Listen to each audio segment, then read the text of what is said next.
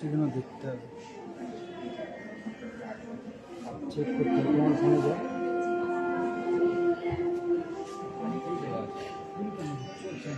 ডাক্তারে যা বলে বলুন না,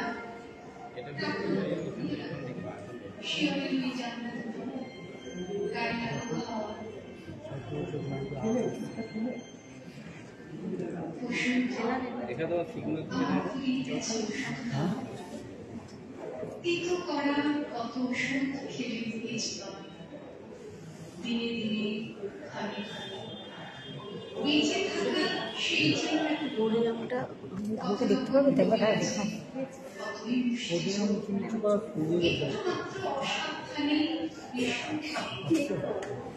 এই যে ভালো ওই যে যে যাবে সবার কথা মেনে দাঁড়িয়ে চলো।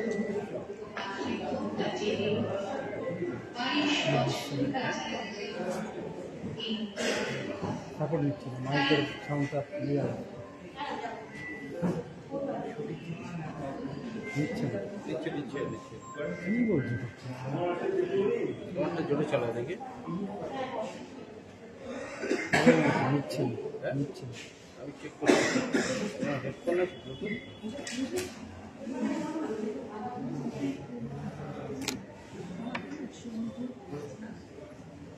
একটু জোরে দিচ্ছি না, নাও না।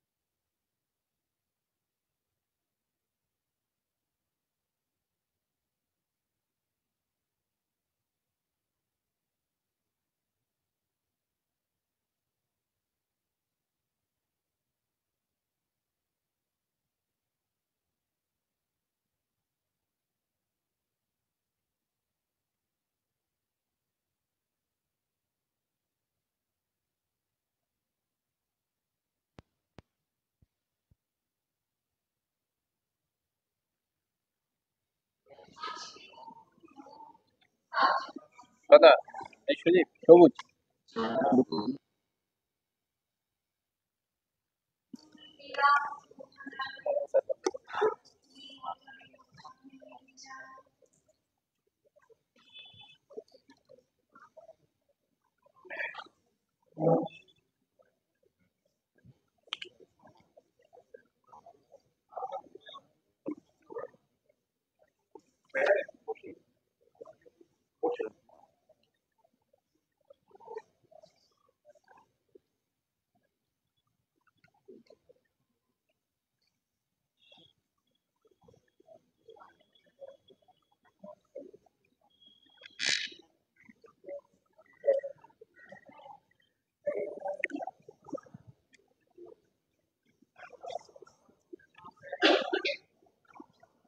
নমস্কার। বঙ্গীয় সাহিত্য পরিষদের পক্ষ থেকে আপনাদের সবাইকে বিনম্র প্রণাম জানাই। আজ আমরা একত্রিত হয়েছি তাপসী বসু স্মারক বক্তৃতার আলোচনা সভায়। আমরা অত্যন্ত আনন্দিত। আজ আমরা পেয়েছি প্রখ্যাত কথা সাহিত্যিক শীর্ষেন্দু মুখোপাধ্যায়কে। আমরা এখন মঞ্চে ডেকে নেব আজকের আলোচনা সভার সভাপতি শ্রী রতন কুমার নন্দী। তিনি বঙ্গীয় সাহিত্য পরিষদের সভাপতি। তাকে অনুরোধ করব মঞ্চে আসার জন্য। মঞ্চে আসবেন আমাদের তরুণ বেলার প্রিয় কথা সাহিত্যিক, আজও তিনি আমাদের কাছে একইভাবে উজ্জ্বল ও অম্লান, সাহিত্যিক শ্রী শীর্ষেন্দু মুখোপাধ্যায়। তাকে মঞ্চে আসার জন্য বিনম্র অনুরোধ করছি। মঞ্চে আসার জন্য অনুরোধ করছি বঙ্গীয় সাহিত্য পরিষদের সম্পাদক শ্রদ্ধেয় শ্রী রমেন কুমার সর।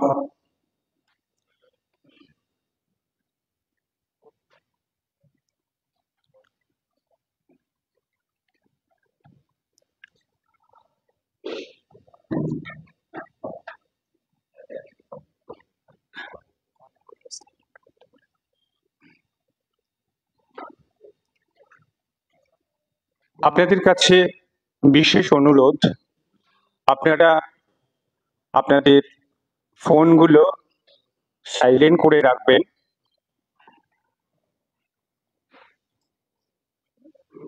এখন বরণ করে নেওয়ার পালা। সাহিত্যিক শ্রী শীর্ষেন্দু মুখোপাধ্যায়কে উত্তরীয় এবং পুষ্পস্তবক দিয়ে শ্রদ্ধা জানাবেন, বরণ করে নেবেন পরিষদের সম্পাদক শ্রদ্ধেয় শ্রী রমেন কুমার সর। তাকে সাহায্য করবেন কোয়েল ঘোষ।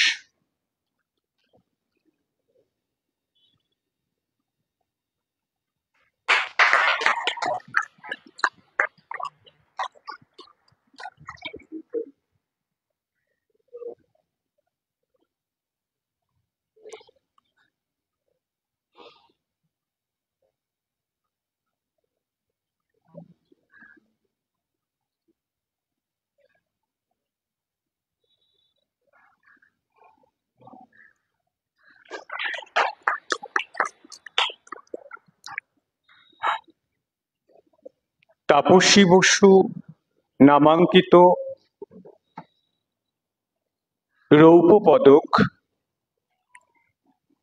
পরিয়ে দেবেন, পরিয়ে দিয়ে শ্রদ্ধা জানাবেন আজকের সভাপতি এবং পরিষদের সভাপতি শ্রদ্ধেয় শ্রী রতন কুমার নন্দী।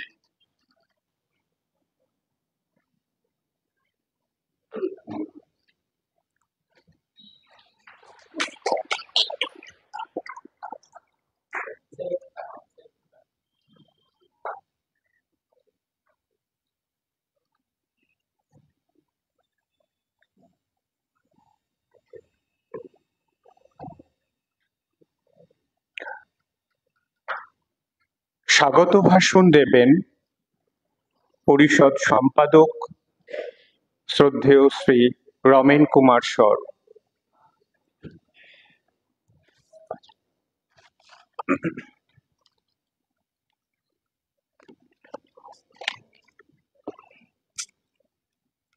নমস্কার।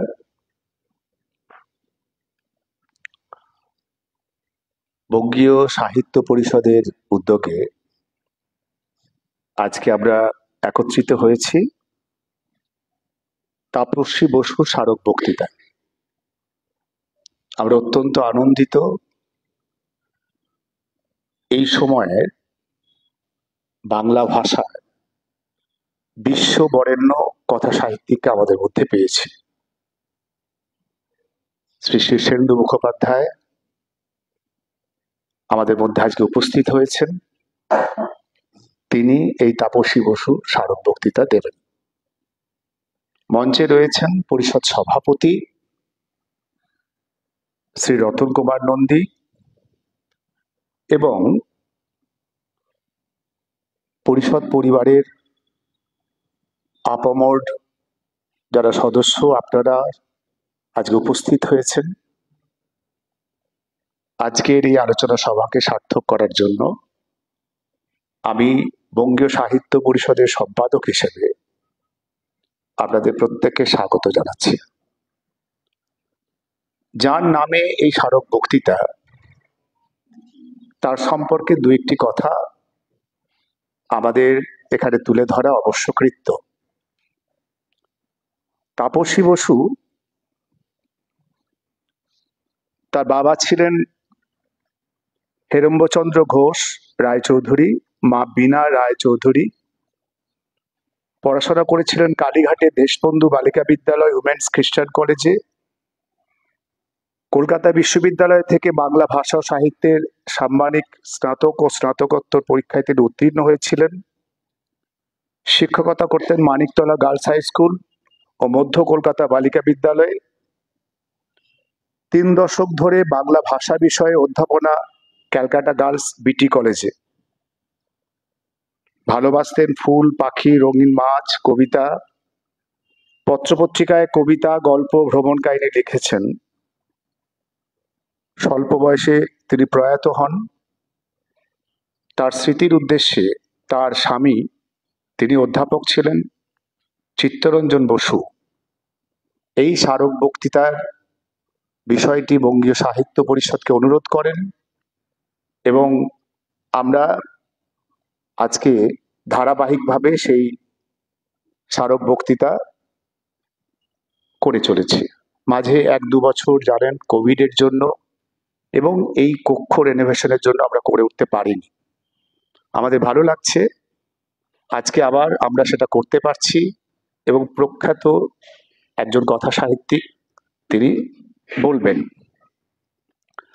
যিনি আজকে বলবেন তার নতুন করে পরিচয় দেবার কিছু নেই, তবুও আমাদের পক্ষ থেকে শ্রদ্ধা নিবেদনের জায়গা থাকে। আমি আগেই বলেছি, এই মুহূর্তে তিনি বিশ্ববরেণ্য। বাংলা ভাষীর মানুষ একজনও নেই যিনি এই মানুষটির কথা জানেন না। তিনি জন্মেছিলেন প্রেসিডেন্সি ময়মনসিংহে। তারপর ভারত বিভাজনের পরে দেশে চলে আসেন তার পরিবার। তার পিতা রেলওয়েতে চাকরি করতেন। সেই সূত্রে আসাম, পূর্ববঙ্গ, বিহার বিভিন্ন অঞ্চলে পিতার চাকরির সূত্রেই তার সেই সমস্ত জায়গা সম্পর্কে তার একটা অভিজ্ঞতা হয়েছিল।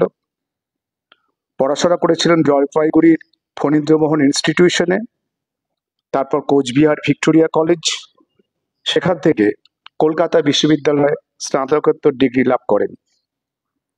একজন শিক্ষক হিসেবে প্রথম তার চাকরি জীবনের শুরু। তারপর আমরা জানি আনন্দবাজার, দেশ, এমন কোনো ভালো পত্রিকা নেই যেখানে শীর্ষেন্দুবাবুর লেখা প্রকাশিত হয়নি। তার প্রথম গল্প, স্যার যখন নিচে বসেছিলেন, আমি স্যারকে জিজ্ঞেস করলাম, স্যারের প্রথম গল্প জল তরঙ্গ, যা অনেকেই যারা আমরা এই ঘরে বসে রয়েছি তাদের জন্মের আগে প্রকাশিত হয়েছিল। প্রকাশকাল 1959। দেশ পত্রিকায়। 7 বছর পরে ওই একই পত্রিকায় পূজাবার্ষিকীতে তার প্রথম উপন্যাস ঘুণ পোকা প্রকাশিত হয়েছিল। ছোটদের জন্য তার প্রথম লেখা উপন্যাস মনোজদের অদ্ভুত বাড়ি, শবর দাশগুপ্ত চরিত্র আমরা প্রত্যেকেই জানি। বহু উপন্যাস লিখেছেন, আমরা সেগুলোর নাম বলে সময় নষ্ট করতে চাই না। শুধু দু একটি তথ্য আপনাদের দিই। সাহিত্যের হেন ক্ষেত্র নেই কথা সাহিত্যের যেখানে এই বরেণ্য কথা সাহিত্যিক তার কলম চালনা করেননি। গোয়েন্দা বরদাচরণ, শবর গোয়েন্দার কথা আমরা প্রত্যেকেই জানি। তার বহু উপন্যাস পরবর্তীকালে চলচ্চিত্র হয়েছে। বিশেষ করে শবর চরিত্র নিয়ে তৈরি হয়েছে একাধিক রহস্য চরিত্র, যার কথা আমরা জানি। বহু পুরস্কার পেয়েছেন তিনি, তার মধ্যে বিদ্যাসাগর পুরস্কার, আনন্দ পুরস্কার, সাহিত্য আকাদেমি পুরস্কার, বঙ্গবিভূষণ পুরস্কার এবং সাহিত্য একাডেমির ফেলো নির্বাচন হয়েছেন তিনি। এইরকম একজন বরেণ্য মানুষকে আমরা পেয়েছি। আসুন আমরা যখন ওনার কাছে গিয়েছিলাম, স্যার আমাদের বললেন, আমি এবং বিশ্বরূপ মুখোপাধ্যায়, উনি আমাকে নিয়ে গিয়েছিলেন স্যারের বাড়িতে। যখন গিয়েছিলাম, স্যার বললেন কি নিয়ে বলবো। আমরা ওনাকে অনুরোধ করেছিলাম, স্যার আমরা আপনার সাহিত্য জীবন এটা নিয়ে শুনতে চাই। তো আজকে উনি আমাদের বলবেন আমার সাহিত্য জীবন। আলোচক শ্রী শীর্ষেন্দু মুখোপাধ্যায়। নমস্কার।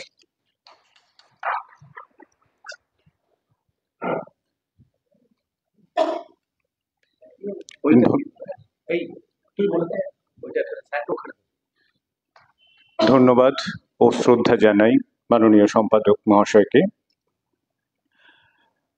আমরা যারা সাহিত্য নিয়ে আছি, আমাদের প্রত্যাশা থাকে স্রষ্টার লেখাগুলো পড়ে যেমন আনন্দ পাই, তেমনি তার সৃষ্টির ইতিকথা শুনতে। সেই ইতিকথা আমরা এখন শুনব, তার সৃষ্টির কথা শুনব, তার সাহিত্য জীবনের কথা শুনব। আলোচনা করবেন শ্রদ্ধেয় কথা সাহিত্যিক শ্রী শীর্ষেন্দু মুখোপাধ্যায়।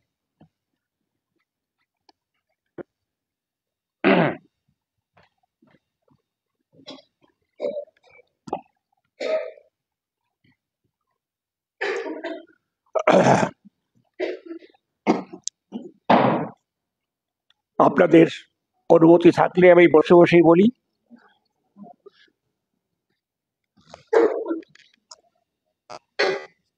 যদিও দাঁড়িয়ে বলতে আমি বেশ স্বাচ্ছন্দ্য বোধ করি,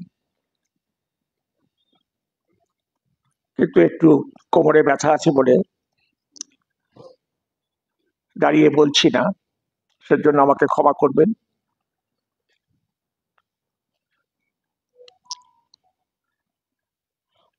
আপনাদের সকলকে আমি আমার সশ্রদ্ধ নমস্কার, আমার গভীর ভালোবাসা এবং শুভেচ্ছা জানাচ্ছি।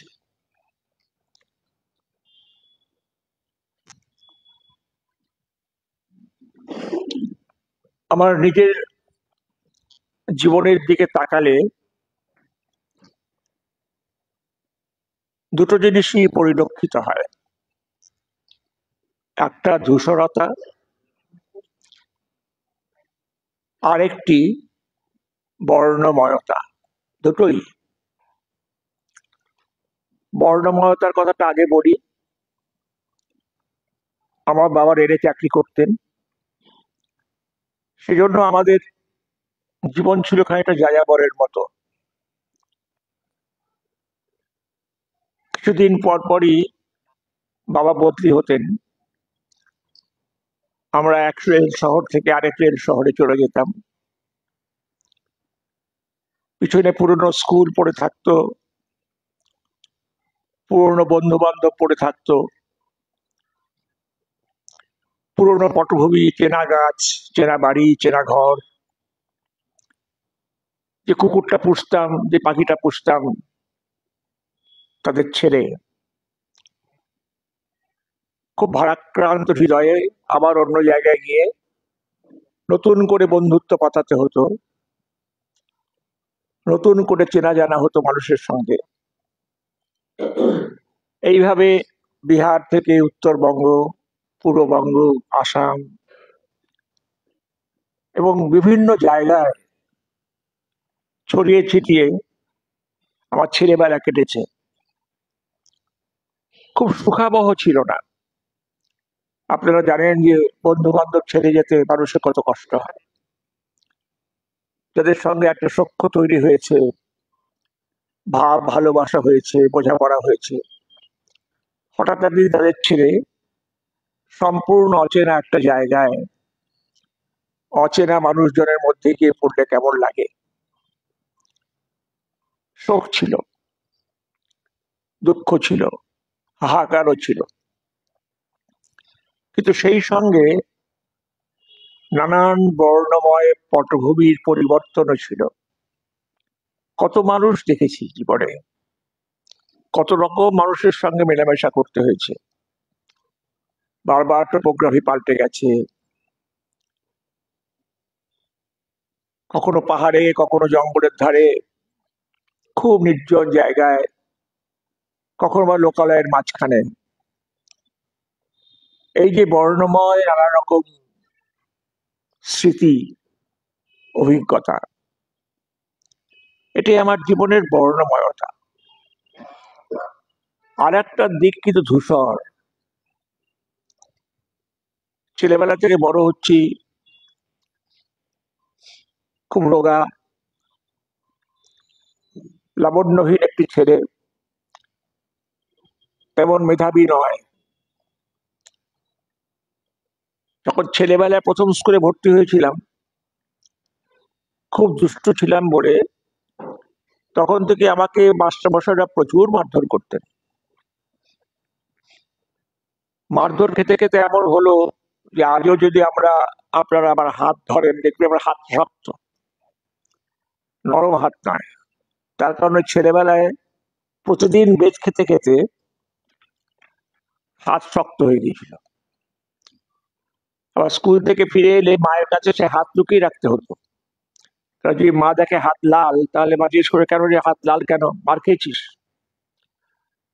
সেই জন্য মার কাছ থেকে হাত লুকিয়ে রাখতে হতো। আর এমন ছিলাম যে পড়া পারলেও পড়া বলতাম না, কারণ আমার যেসব বন্ধুরা ছিল তারা পড়া পারতো না। তাদের সঙ্গে এক কাট্টা হওয়ার জন্য আমি ইচ্ছে করে পড়া বলতাম না, বেঞ্চের উপর দাঁড়িয়ে থাকতাম, মারধর খেতাম। আনন্দই লাগতো, ভালোই লাগতো। মারধর খেয়ে এমনই অবস্থা হয়ে গিয়েছিল, অনেক বড় হওয়ার অন্য স্কুলে যখন পড়ি, তখন সকালে ওই ময়মনসিংহ শহরের কথা বলি, সেখানে তখন ছিলাম আমরা, অর্থাৎ ওটা আমার জন্মস্থানে বটে। সেইখানে যখন ছিলাম, রোজ সকালে উঠে সবে সাঁতার শিখেছি, ফলে তখন জলে অনেকক্ষণ সাঁতার কাটতাম। আর নদীর জলে অনেকক্ষণ সাঁতার কাটতে কানে জল ঢুকে যেত, কান বন্ধ হয়ে যেত, অনেকক্ষণ সেই জলটা বেরোতো না। তো দিনান্তে সন্ধ্যেবেলা বা তার রাত্রিবেলা হয়তো সেই জল বেরোলো। তো স্কুলে গেছি, স্কুলে গিয়ে তখন মারপিট করাটা আমার একদম দৈনন্দিন রুটিনের মধ্যে ছিল। কোন এক সহপাঠীর সঙ্গে মারপিট করেছি, বেঞ্চ টেঞ্চ উল্টে পড়ে গেছে, সেও মেরেছে, আমিও মেরেছি। তারপরে আমরা দুজন শান্ত হয়ে পড়েছি। মনিটর আমাদের নাম ভয়ে লিখতো না, কারণ আমরা ডান পিঠে ছিলাম বলে, কিন্তু সেদিন মনিটর আমার নাম লিখেছে। মাস্টারমশাই ক্লাসে এসছেন, খুব রাগী মাস্টার, বাঙাল এবং রাগী। এসে আমার নামটা পড়ে বললেন, কি করছিলি? আমি উঠে দাঁড়িয়ে দীপিকার কণ্ঠে বললাম, মারপিট করছিলাম স্যার, বাঙাল ভাষায়। বলে, সত্যবাদী যুধিষ্ঠির? বলে নেমে এসে উনি আমার পিঠে একটা বিরাশী শিক্ষার থাপ্পড় মারলেন। থাপ্পড় মারার সঙ্গে সঙ্গে আমার কানে জলটা বেরিয়ে গেল। তখন আমি বললাম, ভালোই করলেন স্যার মাইরা, আমার কানের জল বেরিয়ে গেছে। আর যাবে কোথায়? মাস্টারমশাই তারপর যে কত উত্তম মধ্যম দিলেন তার কোনো ঠিক ঠিকানা নেই। এটা হয়তো দূষণতার দিক। আবার এইসব মারধরকে এখন কিন্তু আর মারধর বলে মনে হয় না, আশীর্বাদ বলে মনে হয়।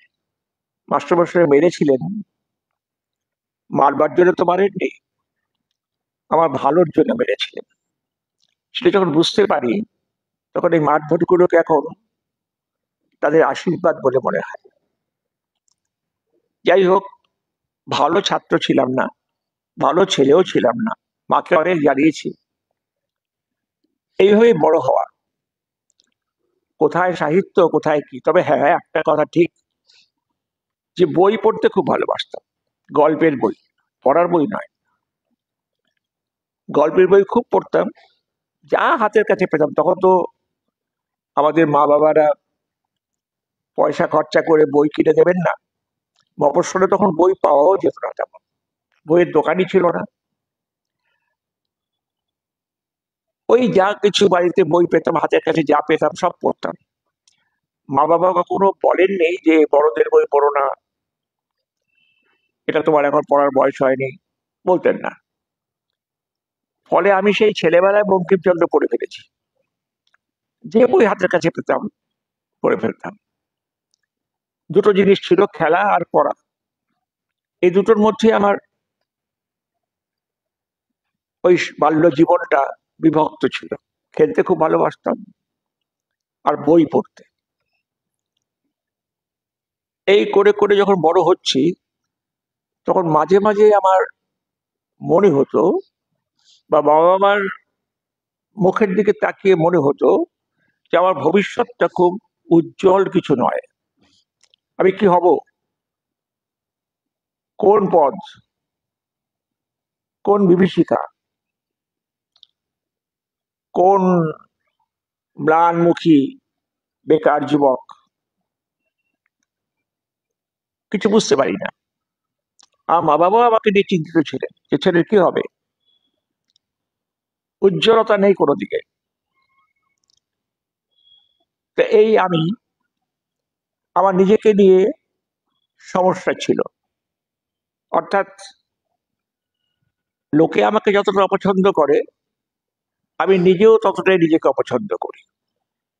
আমার নিজেকে খুব ভালো বলে মনে হয় না, নিজেকে পছন্দ হয় না যে আমি এরকম হলাম কেন। এইভাবেই আমার কৈশোর কাল কেটেছে, যাকে বলা যায় আনগ্ল্যামারাস, অনুজ্জ্বল, ঘষা কাচের মতো খানিকটা। এইরকম ভাবে আমি যখন বড় হচ্ছি তখন আমার কাঁধে বসে ঠ্যাং ঝোলাচ্ছেন বঙ্কিম। বঙ্কিমের গদ্য, যে ক্লাসিক্যাল, যে রাজশ্রী গদ্য উনি লিখেছিলেন, বাংলা ভাষার সিনট্যাক্স, পাংচুয়েশন, এগুলো যে আস্তে আস্তে এলো বিদ্যাসাগর এবং বঙ্কিমের হাত ধরে, এবং যে রাজকীয় ক্লাসিক গদ্য বঙ্কিম লিখলেন, তার গল্পের টান যতটা না, তার চেয়ে তার গদ্য আমাকে অনেক বেশি আকর্ষণ করত। যে এরকম গদ্য কি করে লেখা যায়, সমাসবদ্ধ সব শব্দ, সমাসবদ্ধ, খানিকটা তৎসম শব্দ বহুল, সংস্কৃত থেকে সবে জার্সি পাল্টে বাংলা হয়েছে, কাজে সংস্কৃতের গন্ধ তার রন্ধ্রে রন্ধ্রে ছড়ানো রয়েছে। ওই গদ্যটা আমাকে ভীষণ আকর্ষণ করত। বঙ্কিমের খানিকটা অনুসরণ করে আমিও তখন ছেলেবেলায়, খুবই ছেলেবেলায়, তখন কিছু কিছু গদ্য আমার একটা খাতায় লিখতাম। এইটা হচ্ছে আমার প্রথম লেখার প্রয়াস, প্রথম লেখার প্রয়াস। তারপরে একটু একটু করে বয়স বাড়ছে, তখন লেখার একটা বাই চেপেছে মাথায়, গোপনে কিছু কিছু লিখি, কখনো ছড়া বা কবিতা বা গল্প লিখি, এবং মাঝে মাঝে সেটা পত্রপত্রিকায় পাঠাইও, তারা ফেলে দেয়, কারণ সেগুলো খুবই কাঁচা লেখা। কিন্তু একটা ব্যাপার হলো যে আমি লেখার একটা ইচ্ছে মনে মনে অঙ্কুরিত হয়েছিল যে আমি লিখতে চাই। এরা লিখতে চায়, বাঙালি ছেলেদের মধ্যে অধিকাংশই তো হয় গোপনে কবিতা লেখে, নাহলে গল্প লেখে, নাহলে কিছু লেখে। বাঙালিদের মধ্যে এটা আছেই খানিকটা, একটু শিক্ষিত যারা হয় তাদের মধ্যে এই বাইবাতিকটা হয়তো খানিকটা অনেকের মধ্যেই আছে, আমার মধ্যেও ছিল। এবং আমি জানতাম যে আমাদের এটা হবে না, লেখক বা সাহিত্যিক হওয়াটাও একেবারে হবে না। তা সত্ত্বেও আমি লিখতাম, আমার নিজের আনন্দে লিখতাম। সেগুলো গৃহীত হয়নি, সে ভালোই হয়েছে। সেগুলো গৃহীত হলে খুব খারাপই হতো। তখন আস্তে আস্তে বড় হচ্ছি, আমার মা খানিকটা হয়তো আমাকে প্রশ্রয় দিতেন, ছেলেরা লিখছে লিখুক। বাবা পছন্দ করতেন না, লিখে সময় নষ্ট করা হয়, তার চেয়ে পড়াশোনায় মন দাও। আর পড়াশোনা যেহেতু খুব একটা ভালো ছিলাম না, ডাক্তার ইঞ্জিনিয়ার হওয়ার মতো সম্ভাবনা দেখা যাচ্ছিল না, সেই সময় লেখাটাকে আঁকড়ে ধরবো এমনও আত্মবিশ্বাস ছিল না। তাহলে নিজেকে নিয়ে আমার প্রবলেম হচ্ছে যে আমি তাহলে হবটা কি, কি হব? একটা কেরানির চাকরি পেলে ওয়েল অ্যান্ড গুড, খুব ভালো, কিন্তু সেটা পাওয়ার জন্য তো আমাকে কিছু যোগ্যতা অর্জন করতে হবে। কিন্তু একটা ব্যাপার ছিল যে আমি বরাবরই অন্য মনস্ক। কেন অন্য মনস্ক? তার কারণ হচ্ছে আমি সবসময় আমার জীবনকে প্রশ্ন করতাম। এটা আমার ছেলেবেলা থেকেই ছিল, যে অরিজিন অফ মাই সেলফ, আমি কোথা থেকে এলাম। মা বাবা তো আমার জন্মদাতা যাত্রী, কিন্তু তারা আমার স্রষ্টা নন। আমাকে তারা জন্ম দিয়েছে, বাট তারা তো জানেনও না হাউ আই ওয়াজ ক্রিয়েটেড।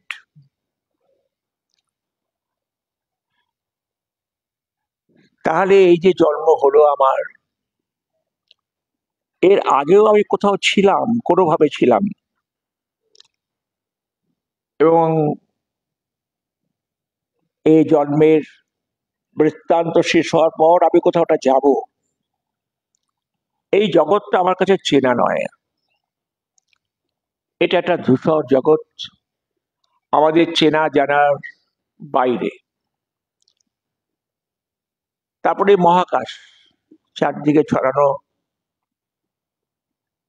এই যে আদি অন্তহীন একটা স্পেস, প্রসার,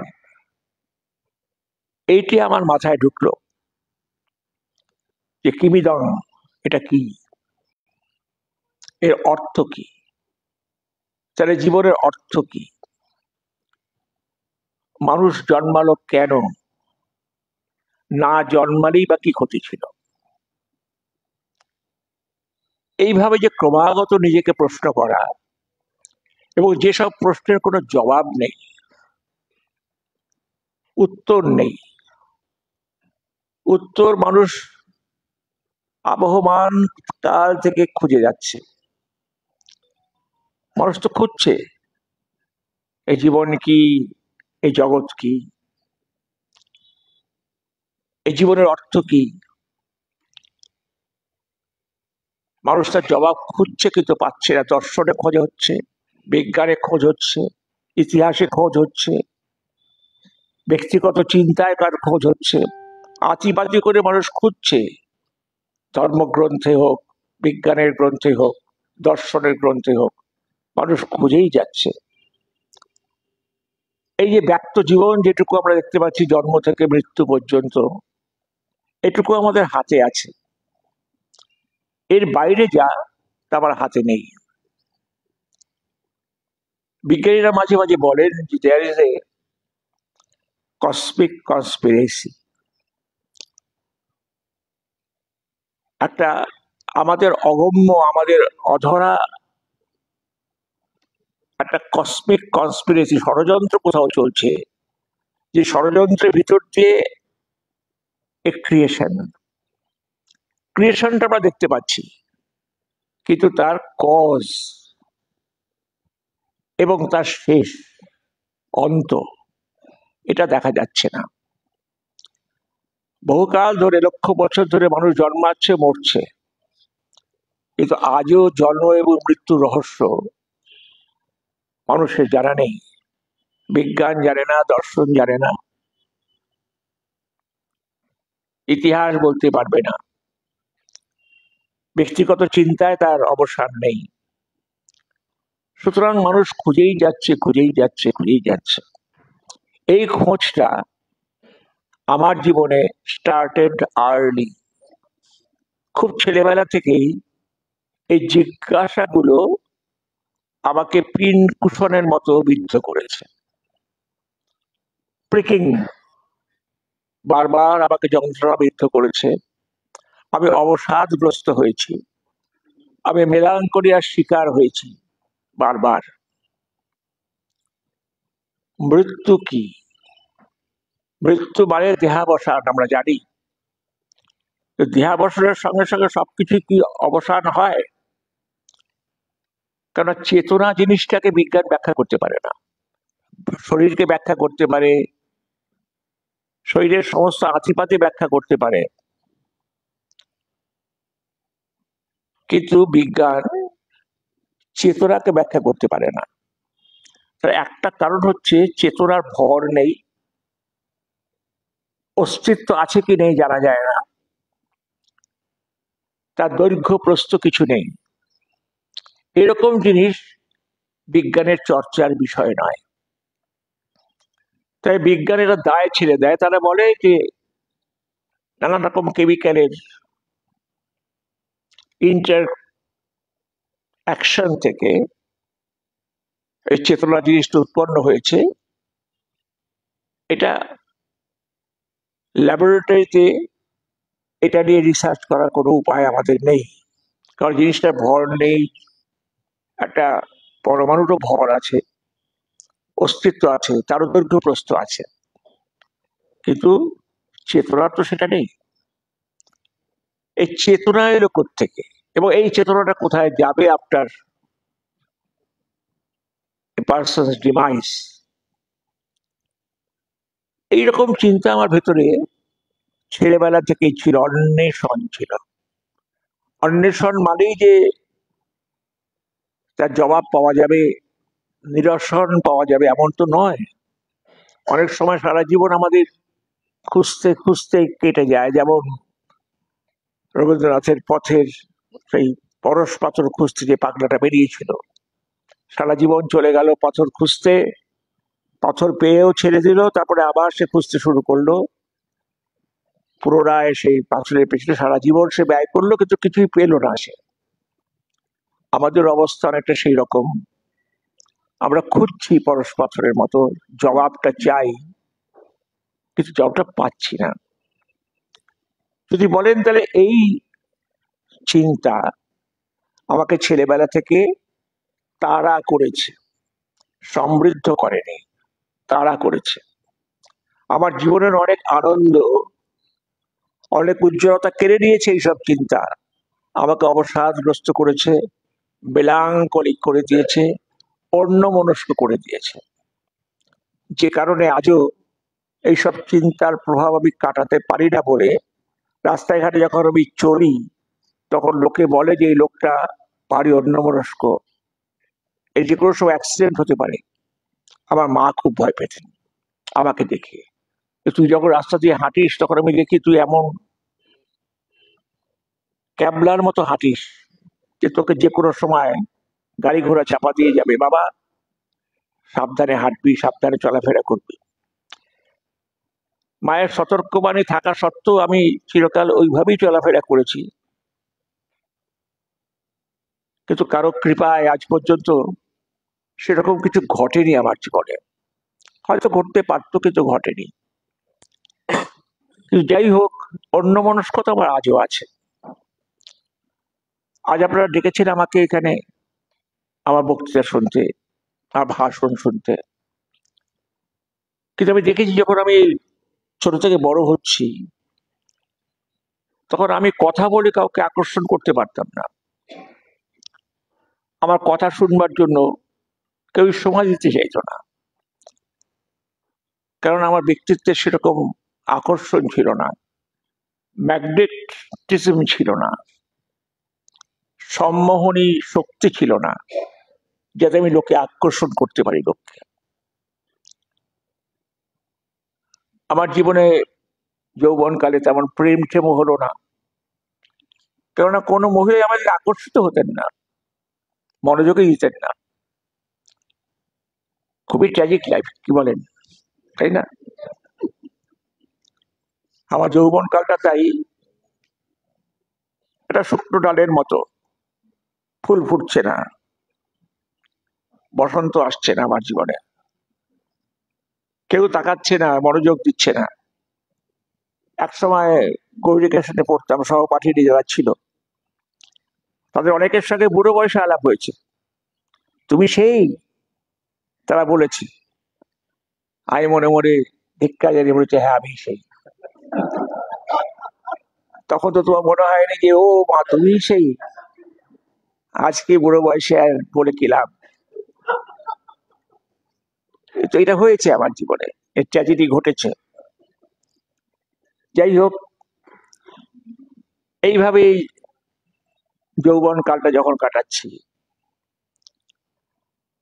তখন এক সময় মনে হলো যে আমার লেখালেখি ফলপ্রসূ হচ্ছে না, লেখালেখি ছেড়ে দিলাম, দরকার নেই। তখন আমি বিয়ে পড়ি, বাংলা সিনেমা টিনেমা দেখি, গোল পার্কে গিয়ে আড্ডা দিই বিকেল বেলা, একটু হাঁটি, হিন্দি সিনেমা দেখি, বাংলা সিনেমাও দেখি, বেশ জীবনটা কেটে যাচ্ছে, কিছু করতে হচ্ছে না। একটু বাংলা অনার্স দিয়ে পড়ছি, হয়তো অনার্স পেয়ে যাব, এটা যদি পাস করতে পারি তাহলে হয়তো একটা প্রফেসরই পাওয়া যাবে। তখনকার দিনে তখন প্রফেসরের ডিমান্ড ছিল, এখন তো কমে গেছে। বড় জন্য এইটুকু আমার দৌড়, তার বেশি আর কিছু হবে না। কিন্তু লেখাপড়া তখন ভালো ছিলাম না, ভালো ছিলাম না বলতে গেলে মনোযোগী ছিলাম না, কোনোটাই সিরিয়াসলি না, পড়াশোনা করতে ভালো লাগতো না। বইতে কি লেখা আছে তার চেয়ে আপন মনে চিন্তা ভাবনা করাটা আমার বেশি প্রিয় ছিল। চিন্তা আমার খুব প্রিয় পাস টাইম, ভাবা, আকাশ পাতাল ভাবা, কোনো ভাবা ভালো জিনিস ভাবা নয়, যেটা কোনো অস্থিবাচক চিন্তা করবো, সৃজনশীল চিন্তা করবো, এরকম কিছু নয়। ভেবে যাচ্ছে, আকাশ পাতাল ভেবে যাচ্ছে, নানান রকম চিন্তা ভাবনা, স্ট্রিম অফ কনসাসনেস বয়ে যাচ্ছে ভেতরে, চলছে, কিন্তু আগা পাশতলাহীন, পারম্পরিকতাহীন চিন্তা, যেগুলো কোনো সৃজনশীলতার চিহ্নবাহী নয়। এইরকম করে যখন জীবন কাটছে, তখন এক সময় যখন জানলাম আমার এক বন্ধুর কাছ থেকে দেশ পত্রিকায় নতুনদের লেখা ছাপা হয়, তখন দেশ পত্রিকা হাতেও নেই, হাতেও পাই না। আমার এক কবি বন্ধু ছিলেন, তার নাম বীরেন্দ্রনাথ রক্ষিত, একই হোস্টেলে আমরা থাকতাম, একই স্কুলেও আমরা পড়াশোনা করেছি। সে বীরেন্দ্রের সাথে আলাপ হলো, সে রীতিমতো কবিতা লেখে দেশ পত্রিকায়। অমলেন্দু চক্রবর্তী নামে একজন ছিল, আপনারা সবাই নাম জানেন অমলেন্দু চক্রবর্তী, সে আমার বন্ধু সহপাঠী, তার গল্পের বই বেরিয়েছে। আর আমি ভাবছিলাম যে এরা তো বেশ একটা ভালো জায়গায় দাঁড়িয়ে গেছে, এদের পাশে তো আমাকে মানাচ্ছে না একদম। যাই হোক, যখন এম এ ক্লাসে পড়ি, একটা খুব ইউনিভার্সিটির একটা খুব পচা হোস্টেলে থাকি, সে ভীষণ অন্ধকার, ড্যাম্প, খুব গরিব হোস্টেল। ভাঙাচোরা বাড়ি, পুরোনো বাড়ি।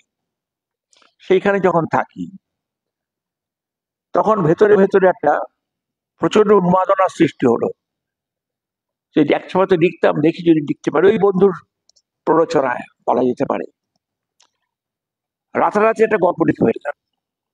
গল্পটা লিখে মনে হলো পৃথিবীর শ্রেষ্ঠ গল্প, এর উপর আর কোনো গল্প নেই, এটাই শ্রেষ্ঠ গল্প। পরের দিনই তড়িঘড়ি গিয়ে সেটা দেশ পত্রিকার দপ্তরে জমা দিয়ে গেলাম। এ তো ছাপা হবেই, এর চেয়ে ভালো গল্প তো হতেই পারে না। মাসখানেক পরে, মাস দেড়েক পরে সেই গল্পটা ফেরত হলো। তাই ভাবলাম যে এতে হেরে যাওয়ার কিছু নেই, একটা গল্প ফেরত হয়েছে, কি আবার একটা গল্প লিখলাম। রাতারাতি লিখে ফেললাম, মনে হলো এটা অতটা খারাপ হয়নি। সেটাও কিছুদিন পর ফেরত হয়ে গেল। তাহলে রে, তাহলে তো হয়ে গেল, বুঝতে পারছি আমার দ্বারা হবে না।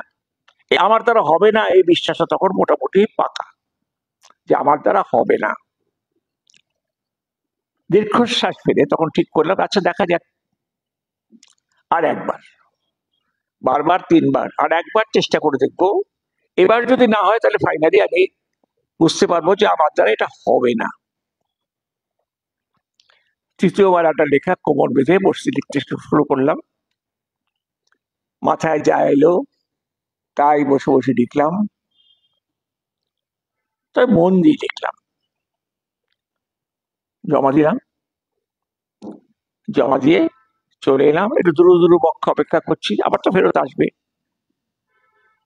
কিন্তু এইটে মনে হলো, আবার 1.5 মাস পরে যখন গেলাম, একবার ফিরে যেতে পারে না, এখনো দেখা হয়নি। পরে আবার গেলে বিমল কর, তখন আমাদের স্বপ্নের কারিগর হচ্ছেন বিমল কর, তিনি তখন গল্প দেখেন দেশ পত্রিকার। দ্বিতীয় দিন যাওয়ার পর তিনি বললেন যে ঠিক আছে, লেখাটা যাবে। যাবে মানে কি বুঝতে পারছি না, ফেরত যাবে না ছাপা হবে। আমি চলে এলাম, তো লেখাটা পরের সপ্তাহে ছাপা হলো। তখন মনে হলো যে এই তো সিংহ দরজা খুলে গেছে আমার সামনে, একটা গল্প ছাপা হয়ে গেছে, মানে আর কিছু। ব্যাপারটা তাই নয় ঠিক, কিন্তু আবার অনেকটা অদ্ভুত ব্যাপার ঘটতেছিল। সেইটাই বলি, অনেক সময় মানুষের কপালে তো লটারি লেগে যায়, লটারির মতো একটা ব্যাপার হলো। আমি দ্বিতীয় একটা গল্প জমা দিলাম। সেই গল্পটার নাম ছিল, মনে আছে, পুরনো দেয়াল। তাতে অ্যাকচুয়ালি কোনো গল্প ছিল না, সেটা ছিল একটা কিশোর, একটা কৈশোরকালের যে বয়স সন্ধি, একটা ছেলে সেই বয়স সন্ধিটা পার হচ্ছে। এটা ঠিক গল্প নয়, অনেকটা অনুভূতির ব্যাপার। এতে এলিমেন্ট অফ স্টোরি খুব কম ছিল, কিন্তু একটা জিনিস ছিল, একটা উন্মোচন ছিল। একটা ছেলের বয়স সন্ধি পার হচ্ছে। এই গল্পটা আমি জমা দিলাম, তার নাম ছিল, মনে আছে, পুরনো দেওয়াল। এই গল্পটা তখন ছাপা হয়নি। তখনই একদিন বিমল কর আমাকে ডেকে পাঠালেন তার অফিসে। ডেকে পাঠিয়ে বললেন যে আপনি একটা ভালো গল্প লিখে আমাকে দিতে পারেন, খুব ভালো হওয়া চাই। আমি বুঝতে পারছি না ব্যাপারটা কি। আমি তো একটা গল্প জমা দিয়েছি, এটা খুব ভালো একটা গল্প দেবেন, আমি পুজো সংখ্যার জন্য চাইছি। কিন্তু কাউকে বলবেন না, পুজো সংখ্যা ছাপার কোনো গ্যারান্টি নেই। এবার আমরা 1-8 জন নতুন লেখকের লেখা ছাপার প্রোগ্রাম নিয়েছি, জায়গা পেলে ছাপা হবে, নইলে ছাপা হবে না। কাউকে বলবেন না, আর চুপচাপ লিখে দিয়ে যান। তখন আমি ভয়ে ভয়ে বললাম, আমার একটা গল্প জমা আছে। বলে, না না, এটা তো যাবে, এটা ঠিক আছে, কিন্তু আপনি আর একটা গল্প জমা আছে। এবং আপনারা অবিশ্বাসের মতো, এটা মানে অবিশ্বাস্য এই কারণেই যে প্রথম বছরেই লেখা জমা দিয়ে, প্রথম লেখা ছাপা হয়েছে, সেই বছরেই পুজো সংখ্যায় আমার লেখাটা ছাপা হয়েছিল। অবশ্য ওই যা হয় আর কি, বেড়ালের ভাগ্যে শিখে ওই একবারই ছিঁড়েছিল তখন, কারণ তারপরে আরো বছর 10 আর পুজো সংখ্যার জন্য লেখা চাওয়া হয়নি, ওই একবার ছাপা হয়ে গিয়েছিল। কিন্তু তারপর থেকে ছাপা হওয়া শুরু করলো। ছাপা তো হলো, ছাপা হওয়াটা বড় কথা নয়, তখন বুঝতে শিখলাম যে গল্প ছাপা হয় অনেকে, লেখা ছাপা হয় অনেকের। লেখা ছাপাটা বড় কথা নয়, লেখাটা কতখানি ইম্প্যাক্ট তৈরি করলো, কতটা ইম্প্যাক্ট তৈরি করলো, কতটা জায়গা দখল করলো, মানুষের মনে কতটা ঢুকলো বা ঢুকলো না। গন্ডগোলটা হলো এইখানে, যে আমি প্রথম থেকেই বুঝতে শুরু করলাম যে পাঠকের কাছে আমি তেমন গৃহীত নই, খানিকটা ব্রাত্য। আমার লেখা লোকে গ্রহণ করতে পারছে না, নিতে পারছে না। অনেকের কাছে মনে হচ্ছে এ তো পাগলামি, এ তো গল্পই নয়, কি সব হাবিজাবি লেখে। তার কারণ তার মধ্যে অনেকগুলোরই গল্পের এলিমেন্ট খুব কম ছিল। যেরকম ক্রীড়াভূমি, ক্রীড়াভূমি গল্পটা ছিল আমার, ওই যে আপনাদের কাছে বলছিলাম যে আমার এই সৃজন নিয়ে, এই বেঁচে থাকা নিয়ে, এই এক্সিস্টেন্স নিয়ে আমার প্রশ্ন ছিল। এই প্রশ্ন বরাবর আমাকে তাড়া করেছে, আমাকে দুঃখী করেছে, বিষণ্ণ করেছে, আমাকে নিঃসঙ্গ করে দিয়েছে, আমাকে অসামাজিক করে দিয়েছে, আমাকে অন্যমনস্ক করে দিয়েছে। আমার লেখায় ওই জিনিসগুলোই ভর করতে শুরু করেছিল। ক্রীড়াভূমি গল্পের কোনো গল্পই নেই বলতে গেলে, এটা শুধুই কতগুলো চিন্তার সমষ্টি, এবং সেই চিন্তাগুলো খুব জটিল চিন্তা। এলিমেন্ট অফ স্টোরিজ খুব কম। কাজে পাঠক নেবে কেন? পাঠক নিতে চাইছে না। বা রূপকথার মতো একটা গল্প লিখলাম, ঘরের পথ, কিন্তু ঘরের পথ রূপকথা হলেও মানুষের বোধগম্যতার সীমা ছাড়িয়ে, মানুষ বুঝতে পারছে না, নিতে পারছে না। গল্পের যে স্বাভাবিক পরিণতি সেটা নেই, অন্য কথা বলছে। মানুষ এই অন্য কথাটা ভালোভাবে নিচ্ছে না, যে কারণে যখন আমার বন্ধুদের অনেকেই খুব জনপ্রিয় হচ্ছে আস্তে আস্তে, সেখানে আমি পাঠক হারিয়ে ফেলছি, পাঠক নেই, কেউ কিছু বলছে না। যেমন এই লেখালেখি শুরু করার অনেক বছর পর, প্রায় 7-8 বছর পর, এই প্রথম উপন্যাস লিখলাম ঘুণ পোকা। ঘুণ পোকা যখন লিখলাম, তখন আমার জীবনেও একটা খুব ক্রাইসিস চলছে। জীবনে আমার ক্রাইসিস বরাবরই ছিল। ক্রাইসিস মানে বুঝতেই পারছেন, পকেটের টান, পকেটে পয়সা নেই, হা করে ঘুরে ঘুরে বেড়াই, চা খাওয়ার পয়সা থাকে না, সিগারেট কেনার পয়সা থাকে না। তখন খুব সিগারেট খেতাম। এইভাবে যে দিন যাপন করছি, যে মেসে থাকি, সেই মেসের পয়সা দেওয়া অনেক সময় হয়ে উঠছে না। এটা এরকম প্রবলেম, পকেটের প্রবলেম। পকেটে হাত দিলেই শূন্যতা, পকেটে কিছু নেই, সেখানে মহাশূন্য বিরাজ করছে। এই পকেটে কিছু না থাকা যে ওই বয়সে কতটা জ্বালাদায়ক, কতটা পীড়াদায়ক, সেটা আপনারা বুঝতেই পারেন। ওই লেখালেখি করে কিছু পাই, আর একটা স্কুলে চাকরি করি। আপনারা এখন অবিশ্বাস্য মনে হবে যে সেই স্কুলে আমাকে 75 টাকা মাইনে দিত, আর 25 টাকা স্কুটি, 100 টাকা, তাতে গাড়ি ভাড়াই হয় না।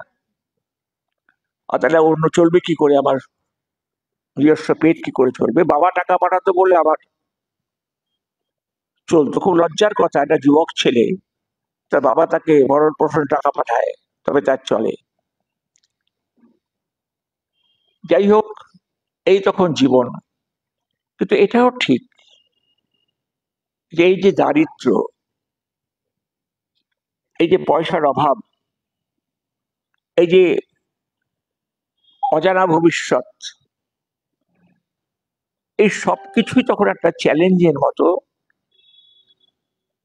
কোথাও একটা শান দিচ্ছিল, ধার দিচ্ছিল কিছুতে। আমার ভেতরেতে যে লোকটা আছে সে বাঁচতে চাইছে, কিন্তু তার বাঁচার অনুকূল সারা শব্দ সে চারদিক থেকে পাচ্ছে না। তা বেঁচে থাকাটার একটা লড়াই, প্রতি মুহূর্তে প্রতিদিন বেঁচে থাকাটা একটা লড়াই। এমনও হয়েছে যে স্কুলে যাওয়ার জন্য আধুরি একটা খুঁজে বেড়াচ্ছি যে কি করে বাস ভাড়া দেবো, আধুরি খুঁজে পাওয়া যাচ্ছে না। আমার একটা অবস্থা গেছে যখন, হ্যাঁ দুঃখের সময়, কিন্তু ওই দুঃখের সময়টাই মানুষকে শান দেওয়ায়, তার ভেতরে ধার তৈরি করে, তার ভিতরে উজ্জীবন ঘটায়, তার ভেতরে রোখাচোকা ভাব তৈরি হয় যে ক্ষুধাকে সহ্য করতে হবে। এই ক্ষুধা নিয়েই আমি আমার যৌবন কাটিয়েছি। টিফিন খাওয়ার পয়সা ছিল না, এক পেট ভাত খেয়ে বাড়ি থেকে বেরোতাম, তারপরে সারাদিন আর খাওয়া নেই, টিফিন খাবো কি দিয়ে, পয়সা নেই তো পকেটে, বাস ভাড়াটুকু বাঁচিয়ে কোনো রকমে বাড়ি ফিরতে হতো। তো এই সমস্ত কিছু এবার প্রতিকূল ছিল, কিন্তু আলটিমেটলি এগুলো একটা মানুষের ভেতরে নানা রকম প্রক্ষেপ তৈরি করে, নানা রকম জিনিস তার ভেতরে জাগ্রত করে তোলে। আমার ভেতরে যে আমি সবটা জেগে উঠেছি এমন নয়, কিন্তু লড়াইটা আমাকে অনেক কিছু শিখিয়েছে, যে ফাইট ফর এক্সিস্টেন্স কিভাবে করতে হয়। এই ফলে দারিদ্র জিনিসটাকে আমি হাড়ে হাড়ে চিনেছি। যাই হোক, লেখালেখির কথা বলি, যে একটা জিনিস ছিল যে আমি যা লিখছি তা থেকে আপোষ রফায় আসা আমার সম্ভব ছিল না। আমি যে মানুষকে খুশি করার জন্য কিছু লিখবো, ঝালমুড়ি বেশি বিক্রি হয়, ফুচকা বেশি বিক্রি হয়, কিন্তু বেশি বিক্রি হয় বলে এই ফুচকা বানাবো, আমার তো সেই সাধ্য নেই। আমাকে একবার একজন খুব বিজ্ঞ মহিলা, প্রচুর শিক্ষিত মহিলা জিজ্ঞেস করেছিলেন যে আপনার লেখায় সমাজ চেতনা তো কম কেন? আমি তা জয় বলেছিলাম যে আমি বাজারে বেগুন নিয়ে এসে বলেছি, আমার খেতে বেগুন ফলেছে, আপনি যদি আমার কাছে ফুলকপি চান আমি কি করে দেব? আমি তো ফুলকপি ফলাইনি। আপনার ইচ্ছে হলে বেগুন কিনুন, না হলে ত্যাগ করো ধৈর্য ধরে, আমাকে বর্জন করে দিন, আমার লেখা পড়বেন না। কেন বললাম? যে ওইটা লেখা আমার সাধ্য নেই। আমার খেতে আমি যে ফসল ফলিয়েছি আমি তাই দিতে পারি মানুষকে, তার বেশি আমি কি করে দেব, তার অতিরিক্ত আমি কি করে দেব? তো যাই হোক, আমার লেখার সঙ্গে আমি কখনো আপোষ করিনি, আমি মানুষকে খুশি করার জন্য কিছু লিখিনি। আপনি কি পাঠকের জন্য লেখেন? না, আমি কোনো পাঠকের জন্য লিখি না, আমি আমার নিজের জন্য লিখি। আপনার ইন্সপিরেশন কি? আমার কোনো ইন্সপিরেশন নেই। আমাকে কেউ কোনো রকম উৎসাহ উদ্দীপনা দেয়নি। আমি লিখি তাগিদ থেকে, ভেতরকার তাগিদ থেকেই লেখা পড়া, বিজ্ঞান চর্চা, আকাশ চর্চা, দার্শনিক চর্চা, সবকিছু ভিতর থেকে তাগিদ থেকে আসে। কেউ ইন্সপায়ার করবে যদি বসে থাকেন আপনি, তাহলে আপনার দ্বারা হবে না কাজ। কেউ ইন্সপায়ার করবে না আপনাকে। ইন্সপিরেশনকে বর্জন করা দরকার আমাদের। ইন্সপিরেশন কাজ দেয় না, কাজে দেয় তাগিদ, ভেতরকার ক্ষুধা, ভেতরকার আজ। আমি লিখতে চাই, আবিষ্কার করতে চাই, সৃজন করতে চাই, ছবি আঁকতে চাই, গান গাইতে চাই, যাই করি না কেন, আমার ভেতরে যদি তাগিদ না থাকে, জ্বালা না থাকে, দীর্ঘশ্বাস না থাকে, দুঃখ না থাকে, নিজেকে যদি মন্থন করা না থাকে, তাহলে কোনোটাই কিছু হবে না। দধি মন্থন করে মাখন ওঠে, যা থেকে ঘি তৈরি হয়। এই মন্থন দণ্ডটা যদি আমরা হারিয়ে ফেলি তাহলে মুশকিল। চার্নিং উইদিন মিসেল, আমার ভিতরে যদি মন্থন না ঘটে তাহলে আমার দ্বারা কোনো কাজ হবে না। আমার বউ আমাকে ইন্সপায়ার করবে, হ্যাঁ তুমি এটা করো সেটা করো। আমার বাবা আমাকে ইন্সপায়ার করবে, মা আমাকে ইন্সপায়ার করবে, নাও করতে পারে, তার অনেক কাজ আছে। আমাকে ইন্সপায়ার করা তাদের কাজ নয়। ইন্সপিরেশন জন্য বসে থাকবো কেন? ইন্সপিরেশন নাই আসতে পারে। আমার ভিতরে তাগিদ, আমার ভিতরে ক্ষুধা, আমার ভিতরে যদি সেই আজ না থাকে তাহলে আমার দ্বারা কিছু হবে না। এই আরজি মানুষকে দিয়ে লেখায়, আঁকায়, গান গাওয়ায়, আবিষ্কার করায়, এই আর্জ, এই ক্ষুধা, এই অন্বেষণ, এইভাবেই আমাকে নিজেকে নিয়ে নিজের প্রবলেম আমাকে নার্চার করতে হয়েছে আমাকেই। আমি বোকাশোকা মানুষ, আমি জানি, তেমন বুদ্ধিমান নই। এই বুদ্ধির অভাব, তারা অনেক গুণগারও আমাকে দিতে হয়েছে।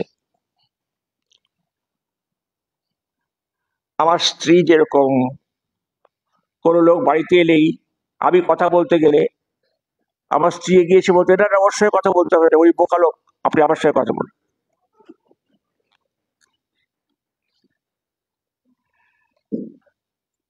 আমি একবার আরজি কর মেডিকেল কলেজে একটা বক্তৃতা দিতে গিয়েছিলাম। সেখানে বলেছিলাম যে আপনারা আমাকে পয়সা খরচ করে গাড়ি করে নিয়ে এসছেন আমার কথা শুনবেন বলে, কিন্তু আমার বাড়িতে আমি স্ত্রীর সঙ্গে যখন কথা বলতে যাই তখন আমার স্ত্রী বলে অত বকবক করো না তো যাও। আমার স্ত্রী আমার কথা শুনতে চান না, তা আপনারা আমার কথা শুনতে চান কেন? তা সেই রকম আমারও অবস্থা বাড়িতে। আমাকে আমার ছেলে মেয়েও বোকা বলে মনে করে, আজও মনে করে যে বাবা তখন চালাক চতুর নয়, তেমন স্মার্ট নয়। আমি তাদের কথা মেনে নিই, হ্যাঁ ঠিক তাই। তো সেটা আমি জানি, কিন্তু বোকাকেও তো বাঁচতে হবে পৃথিবীতে, তাই না? বোকাকেও তো তার লড়াইটা লড়তে হবে, বোকামির সঙ্গেই করুক। আমিও সেই বোকামির সঙ্গে লড়াই করে করে আজ প্রায় 90-এর দ্বারকোটায় দরজায় দোরগোড়ায় পৌঁছেছি। যখন পিছনের দিকে তাকিয়ে দেখি তখন এই ধূসরতাগুলো চোখে পড়ে, কিছু বর্ণময়তাও চোখে পড়ে, কিন্তু এই সব ভালো মন্দ মিশিয়ে আমার জীবন, আর আমার জীবন থেকে উচ্চারিত আমার লেখা। কোনো প্রতিষ্ঠার জন্য, টাকা পয়সার জন্য, আমার নাম ধরে লোকে জয়ধ্বনি দেবে এই জন্য আমার লেখা কোনোদিন ছিল না। আমার লেখার উদ্দেশ্য ছিল অদ্ভুত, সেটা হচ্ছে এই যে আমি যা ভাবছি, আমি যেরকম ভাবে ভাবছি, আমি যেরকম ভাবে পৃথিবীকে দেখছি, আমার মতো করে আর কি কেউ দেখছে, আর কি কেউ আমার মতো করেই ভাবছে, আমার মতোই চিন্তা করছে, এই সাড়া দাও, সাড়া দাও। আমার লেখা হচ্ছে মানুষের কাছে প্রশ্ন পাঠানো, সাড়া দাও। আমার দোসর কেউ আছো কি, আমার বন্ধু কেউ আছো কি, যে আমার মতো করে এই জীবনকে দেখছে, ভাবছে, আমার মতো করেই আজকে সে একটা পিঁপড়েকে লক্ষ্য করছে, একটা মাকড়সার চলন লক্ষ্য করছে, একটা দুপুরের চলে যাওয়া লক্ষ্য করছে, আমার মতোই কি? এই সাড়া দাও। আমি মানুষের কাছে সাড়া চেয়েছি, কম্প্যানিয়নশিপ চেয়েছি। আমার কমরেড কে আছো যারা আমার সাথে একমত? কখনো কখনো সাড়া পেয়েছি, কখনো কখনো পাইনি, কিন্তু আমাকে তো সাড়া পেতে হবে। তার জন্যই বারবার আমার লেখার ভেতর দিয়ে আঁকতি। একটা গল্প আছে আবার, তার নাম আমাকে দেখুন। আমাকে দেখুনের মধ্যে একটা লোকের ওইটি প্রবলেম ছিল যে আমাকে কেউ লক্ষ্য করছে না, আমি ছোটখাটো সামান্য মানুষ, আমাকে লোকে ভুলে যাবে। একদিন এমন হয়েছিল, তার নতুন বউকে নিয়ে সে নিউ মার্কেটে গেছে। নিউ মার্কেটে গিয়ে একটু খেলা করতে ইচ্ছে হলো, নতুন বউ তো, আমি লুকিয়ে পড়ি দেখি বউ কি করে। এটা ঢুকিয়ে পড়েছে সে। আর নতুন বউ মফস্বল থেকে এসছে, কলকাতা বাজার চেনে না, সে নিউ মার্কেটে ঘুরছে ঘুরছে, স্বামীকে খুঁজছে, পাচ্ছে না, আর চোখ মুখ কাঁদো কাঁদো হয়ে উঠছে। তখন স্বামীর খুব দয়া হলো যে না, এবার সামনে গিয়ে দাঁড়াই। তো বউ আসছে দেখে সামনে গিয়ে দাঁড়ালো, হাসি হাসি মুখ করে। কিন্তু বউ তাকে দেখলো, কিন্তু চিনতে পারলো না, পাশ কাটিয়ে চলে গেল। আবার মুখোমুখি হলো, আবার বউ তাকে চিনতে পারলো না। তখন মাথায় বজ্রাঘাত হলো লোকটা, রে কি, বউ তোমাকে চিনতে পারছে না, তাহলে আমি এত সাধারণ যে বউ সাধারণ মানুষের সঙ্গে আমাকে গুলিয়ে ফেলেছে। বউ তার স্বামীকে খুঁজে পাচ্ছে না, মানে স্বামী এত সাধারণ, এতই স্বাভাবিক, এতই অর্ডিনারি যে তাকে কোনো স্পেশালিটি তাকে চেনা যাচ্ছে না। তার স্বামীকে চিনতে পারছে না বউ। বিপদ বুঝে সে গিয়ে বউকে ধরলো যে আমি আমি তোমার স্বামী, আমি তোমার স্বামী। তখন স্বামী বউ বলল, ও তাই, তুমি তুমি আচ্ছা তাহলে ঠিক আছে ঠিক আছে, এরকম খেলা আর করো না কখনো, এরকম খেলা করো না, মানে আমি আবার তোমাকে ভুলে যেতে পারি। সব মানুষই এইরকমই অর্ডিনারি, এতই সাধারণ।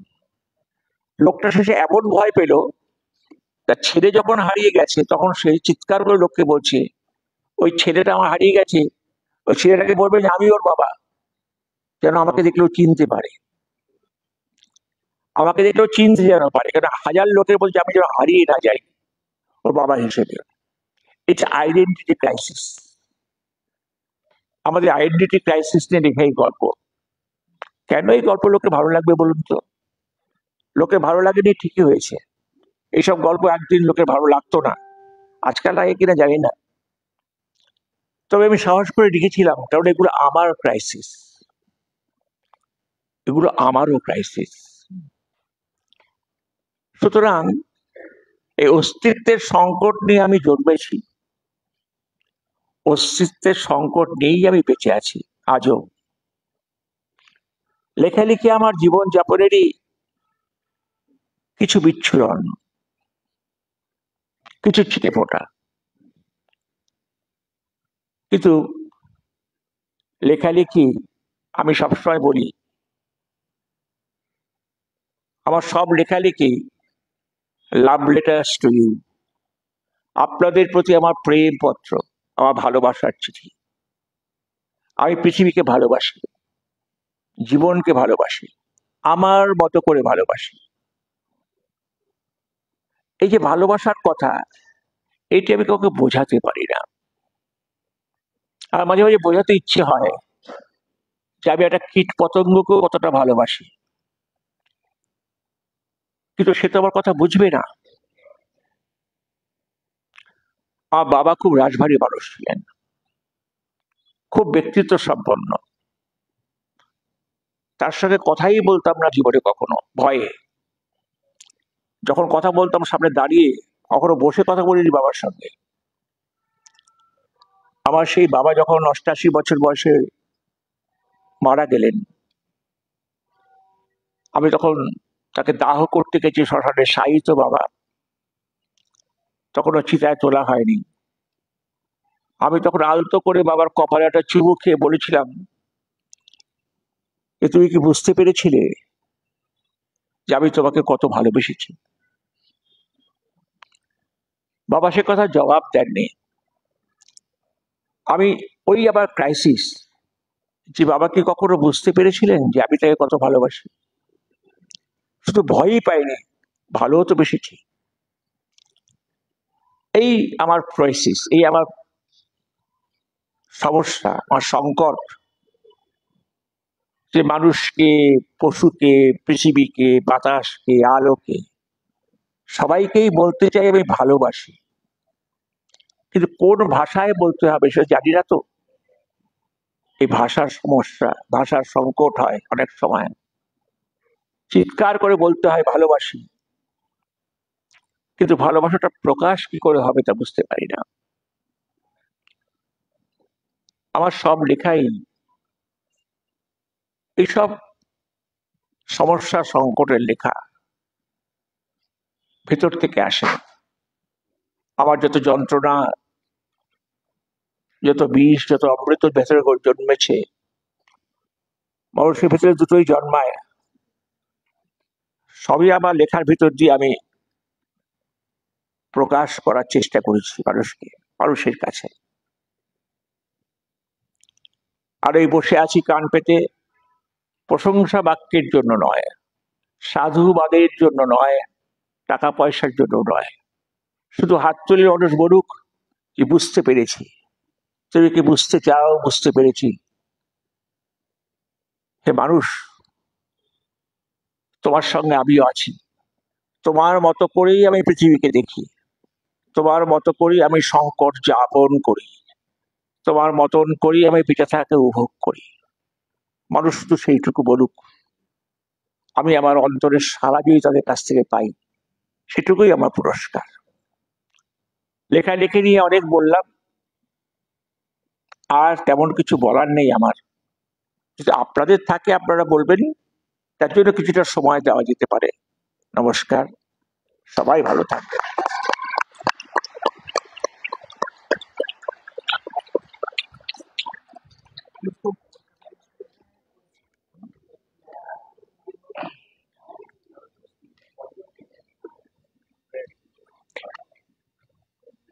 এক আশ্চর্য আবেশ, গভীর ভালোবাসা, আর কতখানি আমাদের প্রাণকে ছুঁয়ে গেল সে বলার ভাষা নেই, শুধু অনুভূতিটুকুই থাক। যদি কারোর কোনো প্রশ্ন থাকে, আচ্ছা তাহলে বেশ বেশ। এরপর সভাপতি তার আপন কথা বলবেন।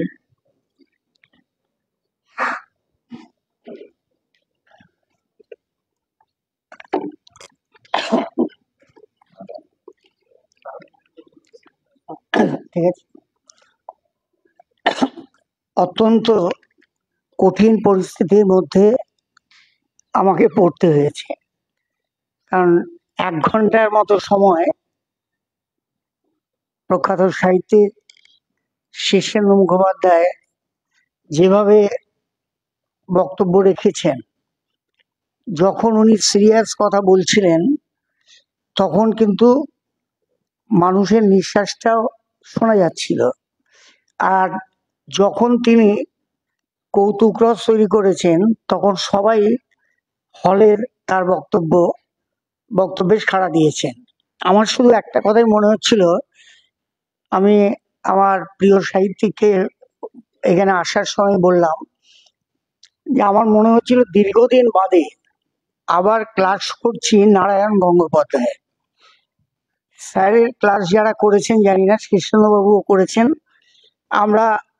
আমি MA পাস করার পরে বছরই নারায়ণবাবু মারা যান, এবং এরকম বড় ঘরে আমরা জায়গা পেতাম না।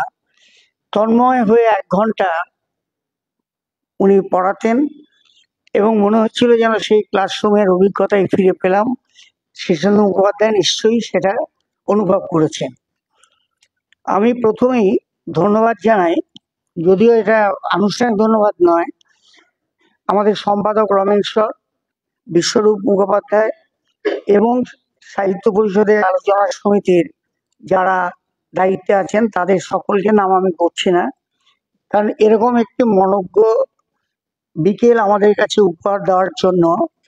এত ভালো বক্তব্য, আমি দীর্ঘদিন সাহিত্য পরিষদের সঙ্গে যুক্ত আছি, আমি কিন্তু শুনিনি এমন কথাই বলতে পারি, যে কারণে আমি আমার স্যারের কথাটা উল্লেখ করলাম।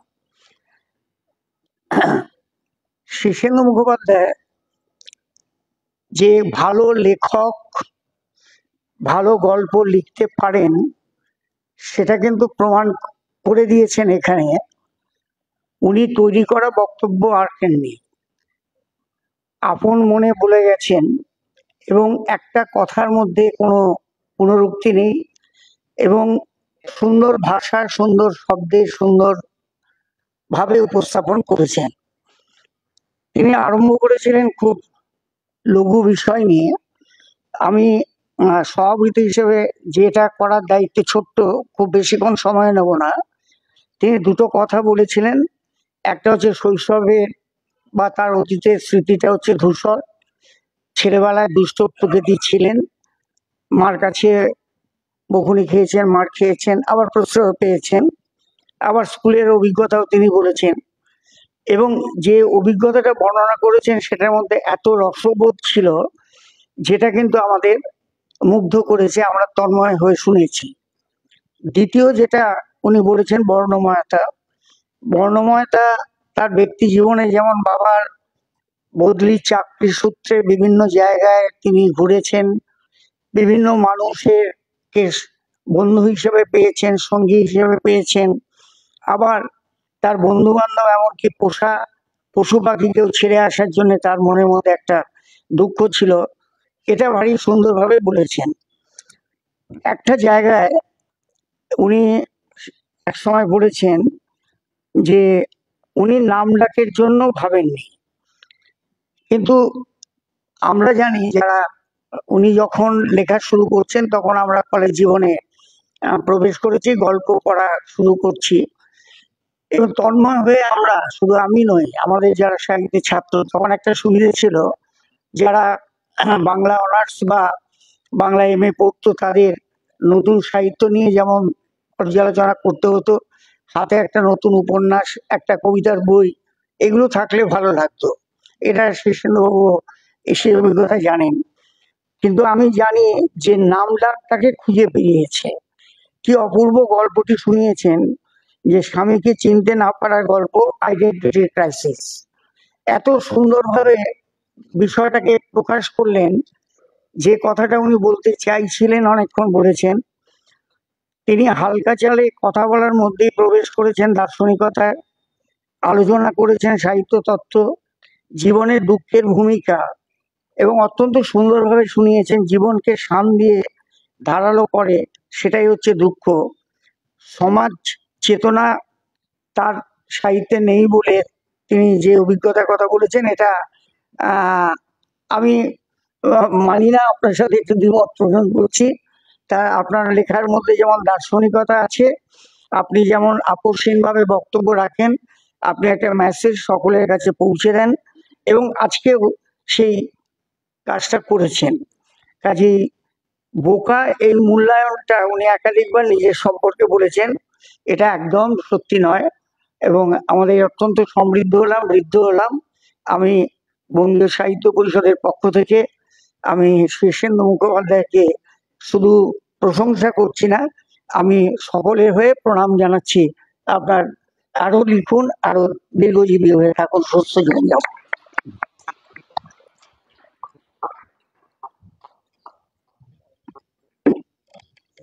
ধন্যবাদ শ্রদ্ধেয় সভাপতিকে। এখন আনুষ্ঠানিকভাবে ধন্যবাদ জ্ঞাপন করবেন অধ্যাপক অসীমা হালদার।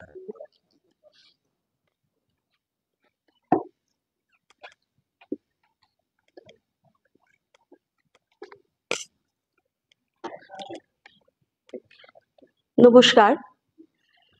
অনুষ্ঠানের শেষে ধন্যবাদ দেবার একটা রীতি আছে, সেই রীতি মেনে ধন্যবাদ জানাই আজকের বক্তা, স্বনামধন্য কথা সাহিত্যিক শ্রী শ্রীশেন্দু মুখোপাধ্যায়কে। আজকের ধন্যবাদ জানাই আজকের আলোচনা সভায় উপস্থিত সকল শ্রোতাকে, যাদের উজ্জ্বল উপস্থিতি আজকের অনুষ্ঠানকে সাফল্যমণ্ডিত করে তুলেছে। ধন্যবাদ জানাই সমস্ত সেই সমস্ত মিডিয়াকে যারা আজকের আলোচনা সভার খবর বিভিন্ন প্রান্তে বিভিন্ন মানুষজনের কাছে পৌঁছে দিয়েছেন। ধন্যবাদ জানাই পরিষদের সেই সকল কর্মীদের যারা প্রত্যক্ষ ও পরোক্ষভাবে সহযোগিতা করে এই অনুষ্ঠানকে সফলতা পর্যায়ে নিয়ে গেছেন। পরিশেষে আরেকজন মানুষকে ধন্যবাদ জানাই, যদিও তিনি আমাদের ঘরের মানুষ, এই সভার সভাপতি শ্রী রতন কুমার নন্দী মহাশয়কে ধন্যবাদ।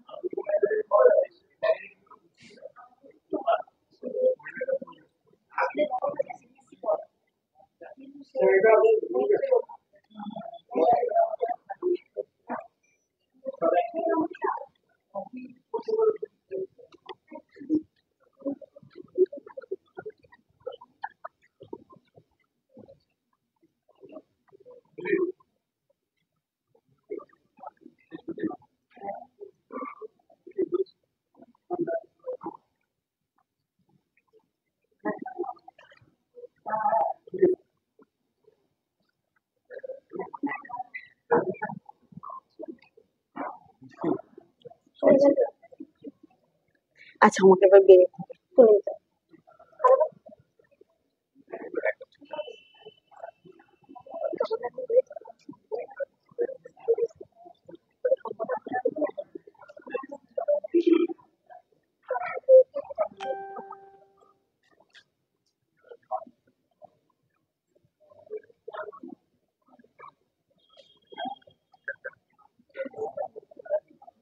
স্যার, আমি বেরিয়ে যাবো।